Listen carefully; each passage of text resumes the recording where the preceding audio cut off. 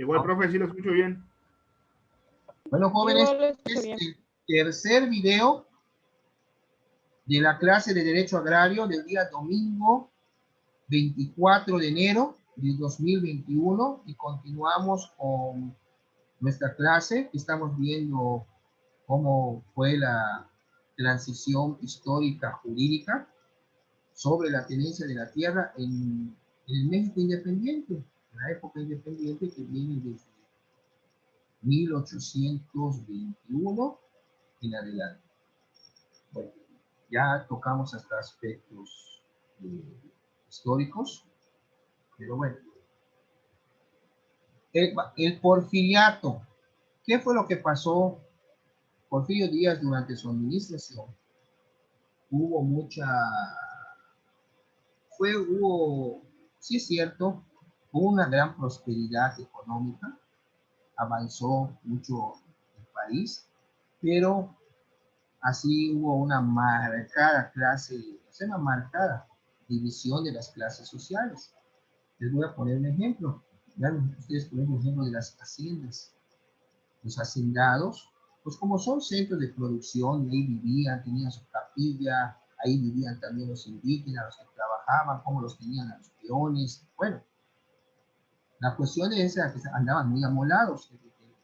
La riqueza, pues lógicamente estaba solo en manos de unos cuantos. Eso generó un enorme disgusto y fue una también de las causas que motivaron la Revolución Mexicana, que fue comandada por don Francisco Ignacio. La I significa Ignacio, ya se averiguó, ya se estudió, antes pensaba que era Indalecio, no, Ignacio Madero González. Su nombre completo de don Francisco Madero Ignacio era don Francisco Ignacio Madero González. Él era un terrateniente, no estaba fregado económicamente, si usted lo quiere ver así, tenía su capacidad económica alta, y aún así se aventó a lo que fue a encabezar la Revolución Mexicana. Lo metieron preso en San Luis, en Estados Unidos, ahí hizo, no, en San Luis, ahí hizo plan de San Luis, y la cuestión fue de que en el plan se estableció todo lo referente a los principios por los cuales se iba a pelear en dicha revolución, y lo primero que era la salida de Porfirio Díaz. Pues Porfirio Díaz ya no les convenía que estuviera en el poder, pues era un dictador. Y acuérdense ustedes, hay bueno, más que una novela, es una serie que sacó Televisa creo que fue en los 90s, que se llamó El vuelo del águila. Este vuelo del águila fue todo lo referente a la vida de Porfirio Díaz desde que estaba en Oaxaca hasta que muere, y con actores de primera talla como Manuel González. Humberto Zurita la hizo de Porfirio Díaz cuando estaba joven. Manuel Ojeda era el que actuaba con el papel de Porfirio Díaz, un buen papel. Si pueden ustedes conseguir los videos, El vuelo del águila, ahí sería estupendo.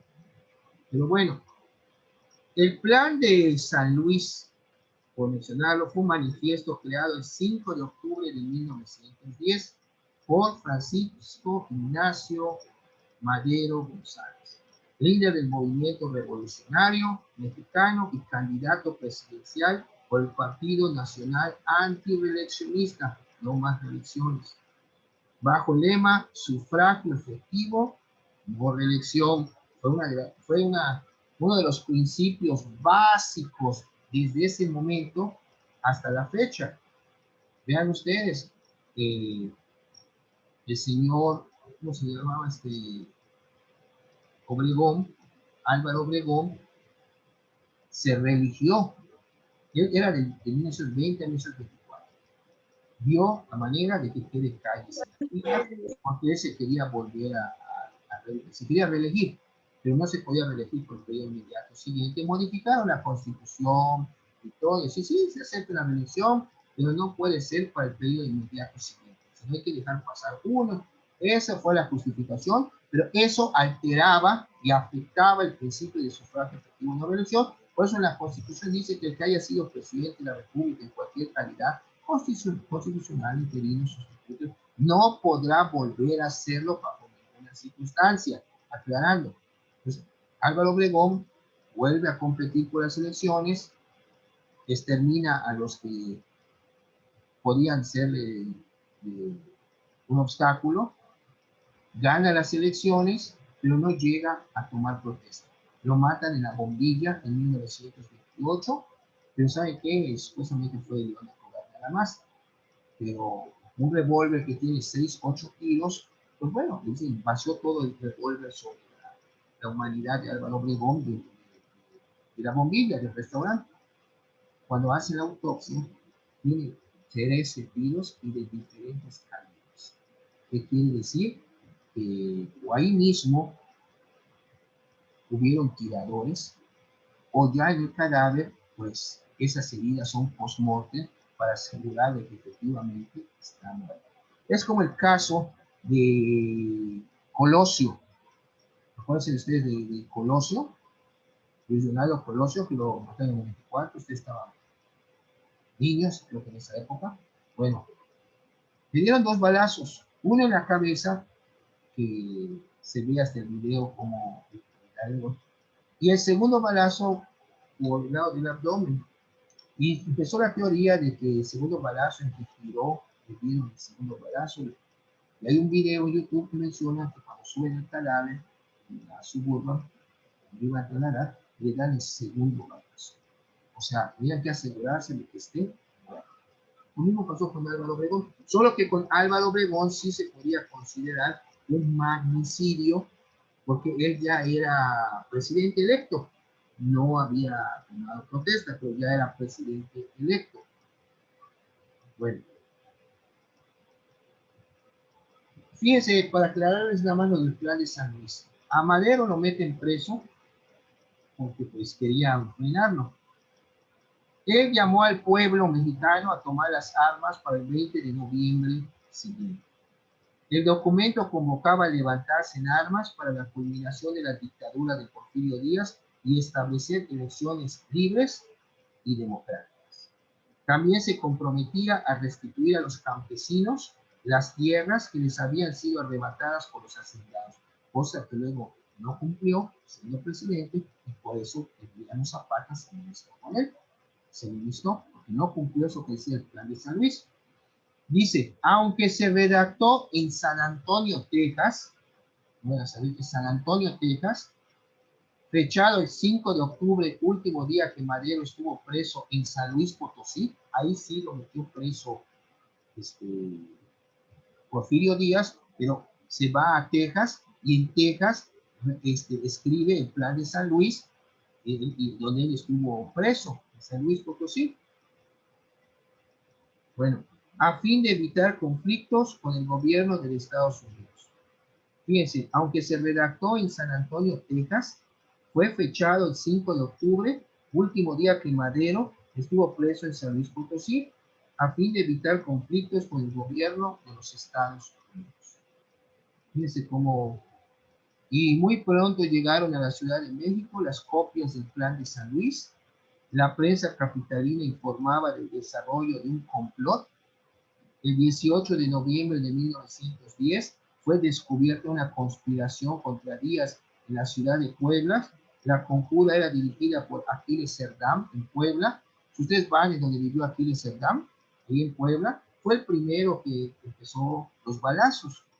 En la fachada de su casa todavía existen los balazos donde la policía repelió la agresión de Aquiles Cerdán de cuando estaba ya tenía fecha para dar inicio la Revolución Mexicana.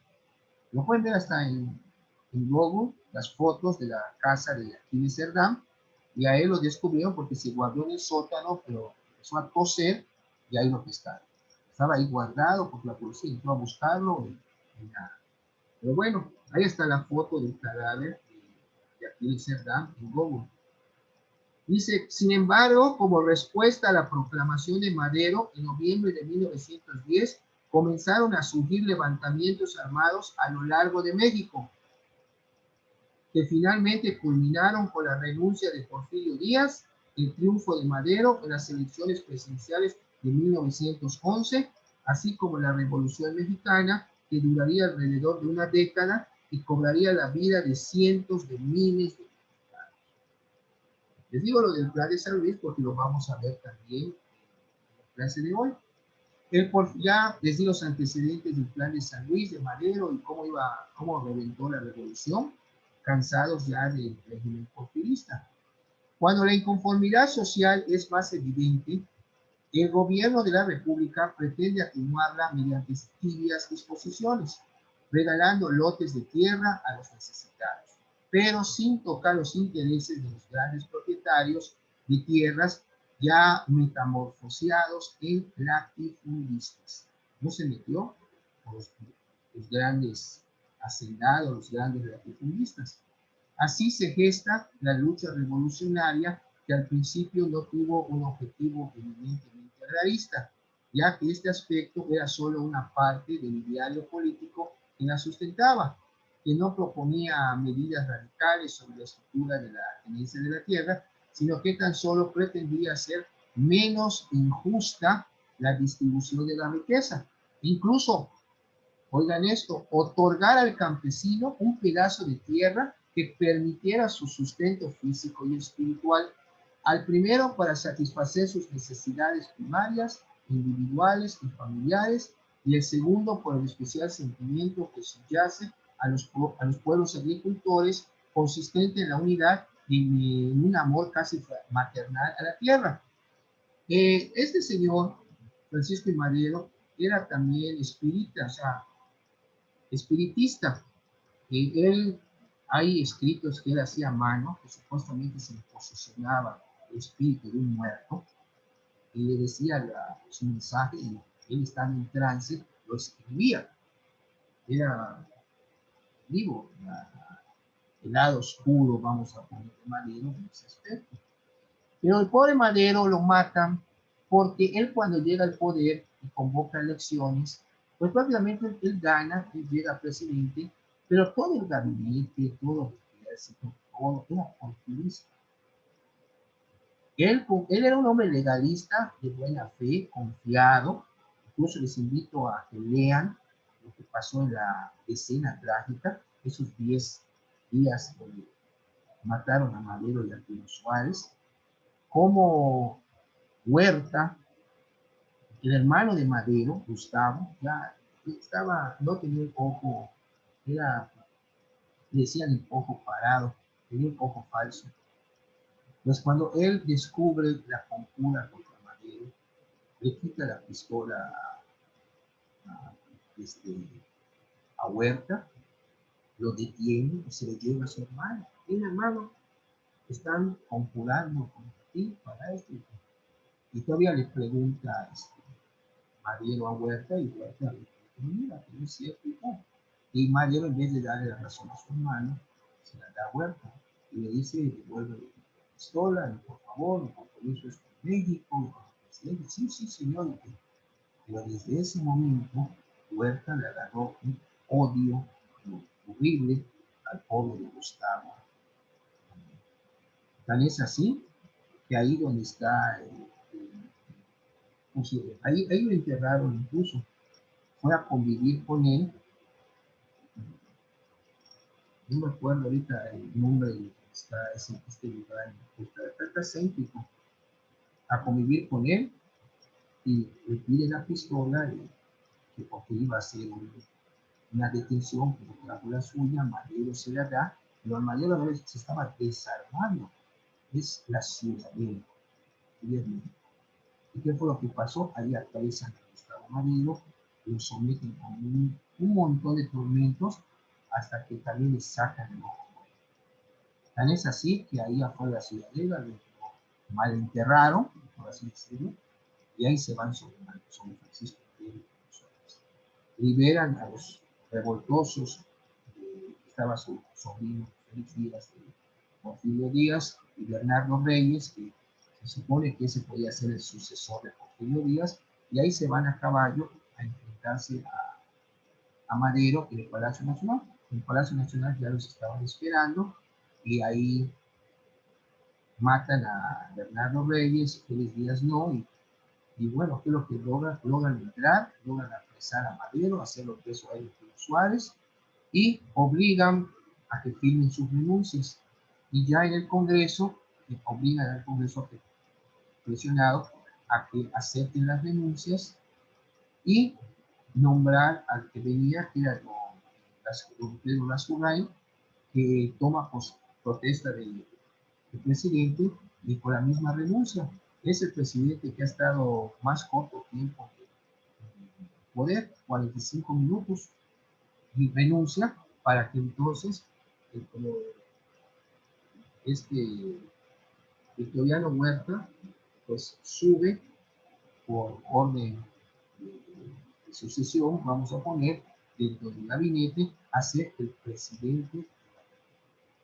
Bueno, ya Madero y Pérez Suárez ya no eran ni presidente ni vicepresidente, se los llevan atrás de Lecumberri y ahí los matan, haciendo creer que quisieron rescatarlos y que se enfrentaron a balazos. No, fue a mansalva.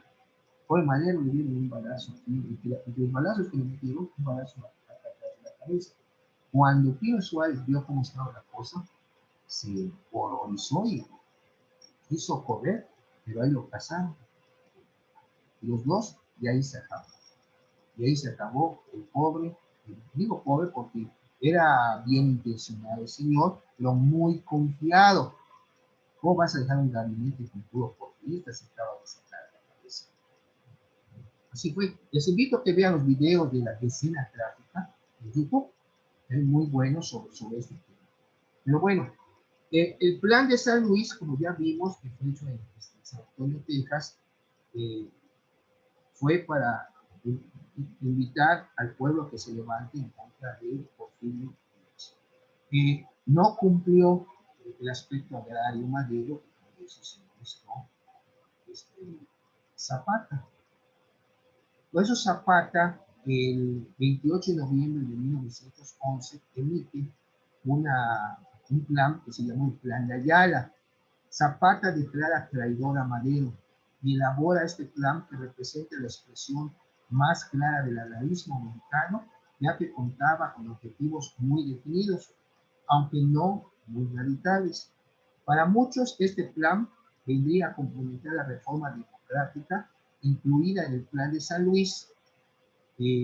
Antonio Díaz y Soto y Garma señalaba que contenía tres propuestas este plan: la restitución de ejidos, el fraccionamiento de latifundios y la confiscación de propiedades.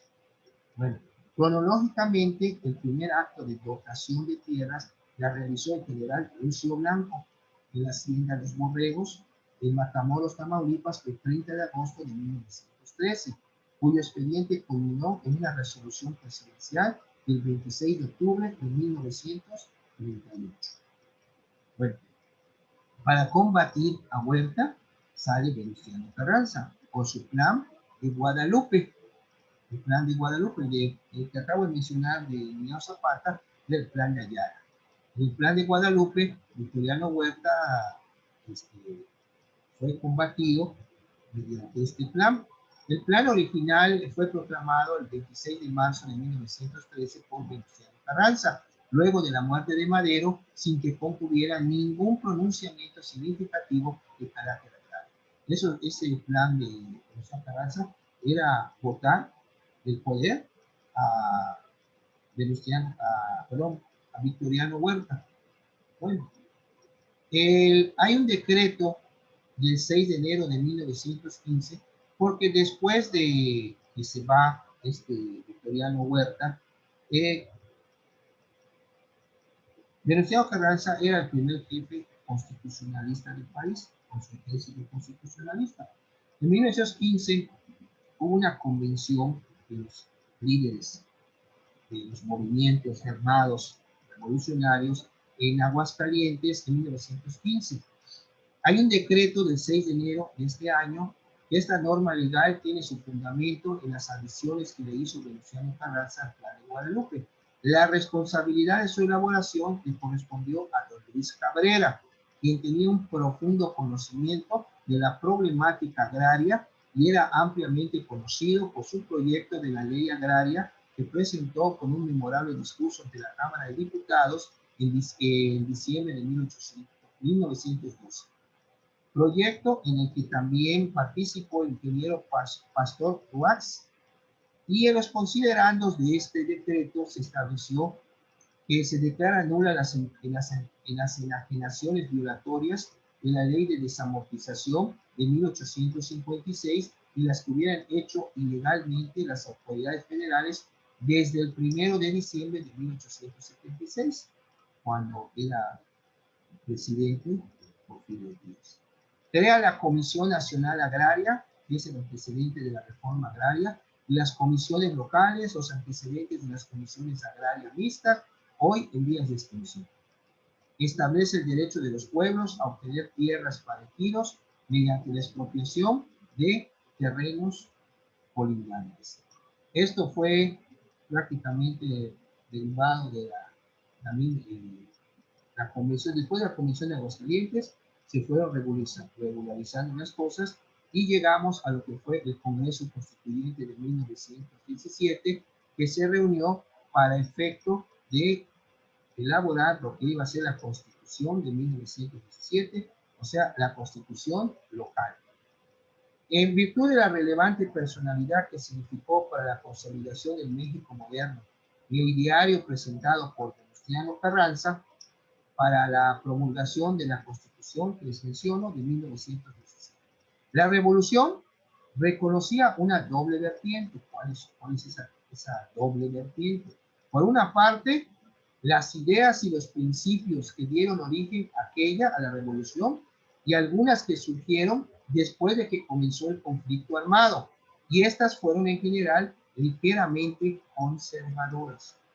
Y por otro lado, el movimiento armado revolucionario, hasta su culminación, impuso diversos principios e ideologías de corte radical, especialmente en lo referido a la tenencia de la tierra y en lo que encontraban la mayoría de las ideas avanzadas e incluso en algunas circunstancias de influencia netamente socialista.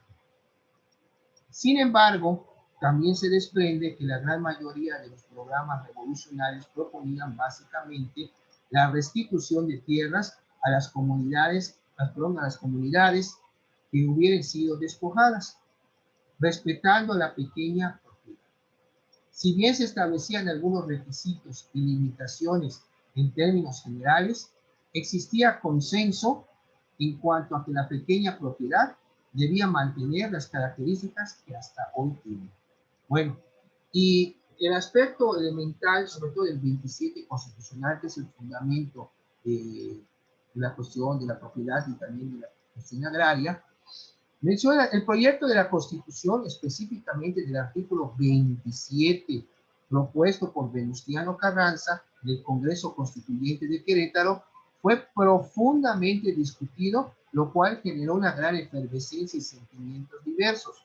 Este ingeniero que les mencioné, Pastor Ruax, señala que el artículo 27, que se refería a la propiedad de las tierras y los derechos del poseedor, causó mayor desconsuelo entre los constituyentes porque solo contenía innovaciones de interés secundario sobre el artículo vigente de la Constitución del 57. O sea, que nada más hicieron modificaciones, sin atacar ninguna de las cuestiones vitales cuya resolución exigía una revolución que había provocado y que fue impulsada por la necesidad de una renovación absoluta en el régimen de la propiedad justa.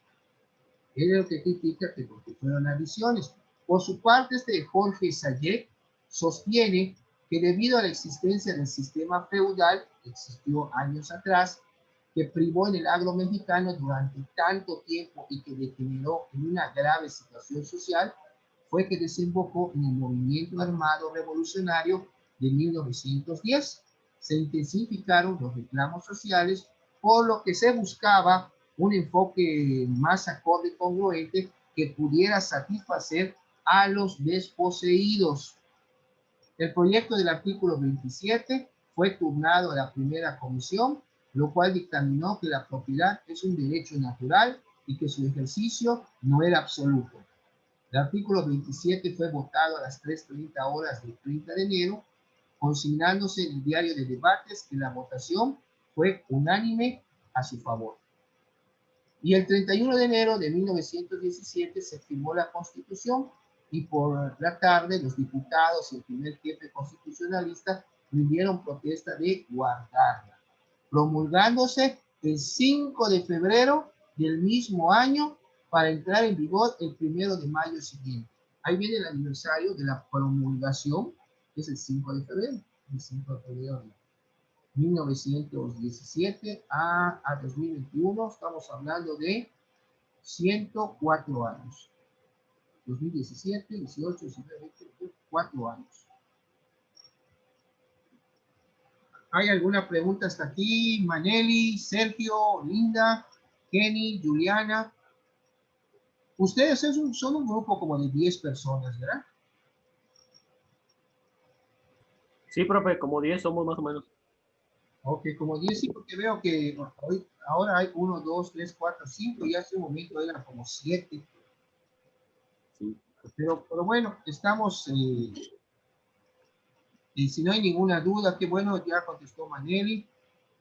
Simple y sencillamente, vayan viendo ustedes cómo fue evolucionando todo este relajo de la tierra, pero siempre han habido intereses por la tierra. Y hasta hoy no se ha podido resolver lo que es el problema agrario. Pero bueno, entonces ya saben ustedes, el 5 de febrero de 1917 se promulgó, pero el 1 de mayo de ese mismo año entró en vigor. Castigaron prácticamente todo lo que quedaba de abril, porque era la vacatio legis, no sé qué es el tiempo en que se promulga una ley y entra en vigencia. Ese espacio se llama vacatio legis. Es como vean ustedes, eso lo vamos a ver, el procedimiento penal acusatorio. Desde el 2008 se modificó la Constitución para ese efecto y dieron 8 años para que todos los estados de la República lo adopten. ¿Y qué pasó? Entonces tenemos una vacatio legis de 8 años. O sea, tenían hasta el 2016, hasta creo que abril de 2016, para que todos los estados ya estuvieran viendo sus asuntos penales en este nuevo procedimiento penal acusatorio, los juicios orales. Entonces, para que vayan recordando que era la vacatio legis, por eso les decía que todo lo que han aprendido en cuatrimestres anteriores se sigue aplicando a lo largo de su carrera. Y van a ver ustedes, pues en lo que queda de poco tiempo que queda ya de la universidad, es su último cuatrimestre. Ya están en octavo, échenle ganas, sigan estudiando, sigan actualizando, sigan preparando, porque el día de mañana ya van a ser colegas licenciados en Derecho. Bueno, hay un señor de nombre Antonio de Ibarrola que también emitió su opinión respecto de la Constitución y dice que el texto de la iniciativa de Carranza reconoce la propiedad privada plena, ya sea individual o bien sea colectiva. La propiedad privada restringida de las corporaciones o comunidades de población y la existencia de posesiones de hecho y cualquiera que sea su motivo de su comisión. Él se queda. Por su parte, este otro señor Antonio Díaz Soto y Gama dice, si bien al principio debieron existir propiedades privadas perfectas y propiedades privadas restringidas, luego las segundas se incorporarían a las otras, Lo que quiso realmente el constituyente decir fue que toda la comunidad fuera simple y sencillamente transitoria. Que los ejidatarios adquirieran luego sobre la parcela una propiedad privada plena sobre su parcela. Y este otro maestro, Lucio Mendieta Núñez, indica que el artículo 27 constitucional es una simple declaración general del dominio eminente del Estado sobre el territorio. Y en conclusión, podemos decir que el artículo 27 contiene la estructura de la tenencia territorial de nuestro país. El Congreso Constituyente de 1917 participó fugaz pero intensamente en su elaboración, ya que el proyecto que presentó la comisión requirió para su aprobación poco más de un día, entonces no, el 30 de enero. Y así estaríamos prácticamente, jóvenes, concluyendo lo que es y tienen también en el, ¿cómo se llama? En el PDF, en la síntesis, los 40 artículos que vienen del 81, que seguimos viendo la cuestión de las parcelas. Cuando la mayor parte de las parcelas de un ejido hayan sido delimitadas y asignadas a los propietarios, los términos del artículo 56 que me dice en la clase pasada, podrá resolver que los ejidatarios puedan a su vez adoptar el dominio pleno sobre dichas parcelas, cumpliendo siempre y cuando lo previsto por esa ley agraria. Tienen ahí del 81 al 120. Vamos de 40 y 40 y debemos de terminar, digo esto, en la quinta semana. Pues, por eso se planeó todo para las 5 semanas. Pero si hay alguna exposición que se me dé, nos pediríamos, digo, la forma académica de poder, digo, concluir el módulo bien. Pero bueno, pues si no, seguimos de manera normal. ¿Hay alguna pregunta, jóvenes, para ir concluyendo con la clase de hoy? Maneli, ¿alguna duda que tenga sobre lo que hoy se explicó, sobre la actividad, sobre el examen? Maneli, ¿está ahí Maneli?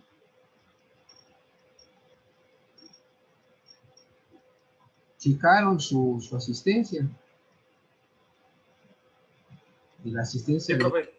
Sí, ya chequé la asistencia, sí, ya está el apartado. Sí, profe, ya. De hecho, se abrió a las 10 de la asistencia. Por la cuestión de la hora. Ya ve que somos una hora delante de Chiapas y Mérida. Mérida está, perdón, hay otro campus. Campus Chiapas, campus Mérida, campus Cancún. Bueno, pues ya tienen ustedes su material para hacer su actividad, su cuestionario de esta semana, y ya tienen también su examen tomado del material que vimos las 2 primeras clases. Ya lo de esta clase, que va a entrar por el cuestionario de esta semana, entrará para el examen final. Les agradezco mucho su tiempo, su paciencia, su participación. Sigan estudiando, jóvenes. No se confíen. ¿A qué me refiero? Síganse cuidando también en el aspecto de salud. La cuestión, digo, sí está un poco delicada, muy diferente cuando empezó. No puede ser posible que haya 2.000 fallecidos diarios. Entonces, cuídense porque vamos a ver este año qué pasa con las vacunas. Pero antes que nada, pues, cuidarse es lo primero. Te cuidas tú, estás cuidando a los demás para no contagiarse. Hay personas que ya se contagiaron, ya se curaron, pero hay personas que se contagiaron, que les quedaron algunos daños en los pulmones, en su cocina, en el hígado, en los riñones. Pero bueno, no se trata de eso. ¿Para qué buscar lo que no se tiene si les va a afectar? Cuídense mucho, traten de no estar en lugares conglomerados, en lugares donde no estén al aire. Se van a andar, por ejemplo, en una plaza. La plaza está ¿cómo se llama? Al aire libre. Entonces ahí no hay ningún problema. Pero sí es preocupante, como ustedes pueden ver, por ejemplo, el transporte, El simio yo no me confío a pesar de que se sanitiza, esa palabra sanitizar es desinfectar, su verdadero nombre, vamos a decir. Pero porque lo que me causa desconfianza del simio es que está cerrado, es aire acondicionado. Pensar que haya dos lugares de separación, pero no. Y desgraciadamente por las reuniones que se han dado, Navidad, Año Nuevo, está saliendo todo lo que está pasando. Se ve muy triste, pero para fin llegar a eso se puede explicar. Está en ti. Cuídate y cuídate. Pues que tengan un excelente domingo, que se sigan cuidando y nos vemos el próximo domingo. Ya tienen todo el material en plataforma para estudiar, examen, actividad, todo. Esta semana preparo lo que va a ser la actividad de la cuarta semana. Que tengan muy buenos días todavía. Gracias. Gracias, profe. Igualmente, buen día. Igualmente, Hasta la próxima. hasta la próxima, Dios mediante. Claro que sí. Marieli, Sergio, Linda, Kenny, Juliana. Feliz domingo. Gracias, Igualmente, profe. profe. Gracias.